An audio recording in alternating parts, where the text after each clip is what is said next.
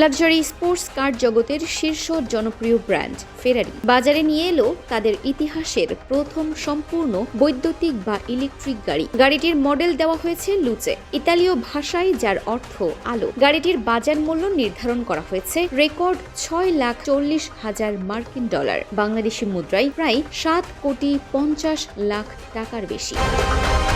প্রথাগত ফেরারির চেনা রূপ থেকে অনেকটাই বেরিয়ে এসে নতুন এই মডেলটি ডিজাইন করা হয়েছে।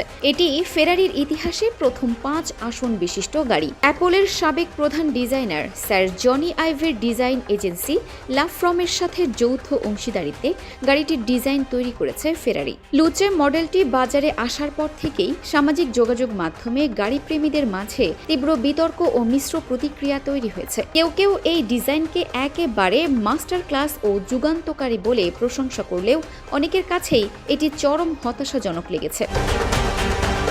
সামাজিক যোগাযোগ মাধ্যম এক্সে সাবেক টুইটার একজন ব্যবহারকারী মন্তব্য করেছেন, জ্যাগুয়ারের মতো ফেরারিও তাদের ঐতিহ্যবাহী ব্র্যান্ড ভ্যালু ধ্বংস করে ফেলল। এই গাড়ি সরাসরি ভাঙাড়ির দোকানে ফেলার যোগ্য। অন্য একজন লিখেছেন, ইউরোপীয় লাক্সারি গাড়ি নির্মাতাদের আসলে কি হয়েছে? প্রথমে জ্যাগুয়ার আর এখন ফেরারি। সমালোচনার জবাবে ফেরারির চিফ ডিজাইন অফিসার ফ্লাভিও মানজনি এক সাক্ষাৎকারে বলেন, যে কোনো নতুন আবিষ্কারের ক্ষেত্রেই সমালোচনা আসবেই। ডিজাইনটি কিছুটা ভিন্ন হওয়ায় মানুষের মাঝে দ্বিধা দ্বন্দ্ব তৈরি হওয়া স্বাভাবিক। তবে আগামী কয়েক মাসের মধ্যে গাড়িপ্রেমীরা এর আসল সৌন্দর্য অনুধাবন করতে পারবেন।